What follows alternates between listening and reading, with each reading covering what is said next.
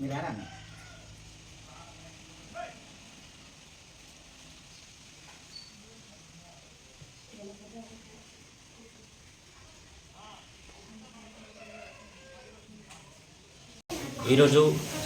శ్రీధరన్న birthday కార్యక్రమంలో ఈరోజు Tabitha ఆశ్రమంలో ఈరోజు కేక్ కట్ చేయడం జరిగింది.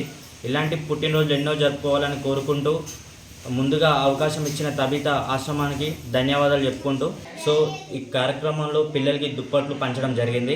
ఎందుకంటే వచ్చేది చలికాలం కాబట్టి. ఈ కార్యక్రమంలో పాల్గొన్నందుకు ఎంతో సంతోషిస్తున్నా. దీనికి సహకరించిన నా తోటి మిత్రులకు, నా తోటి కార్యకర్తలకు ధన్యవాదములు.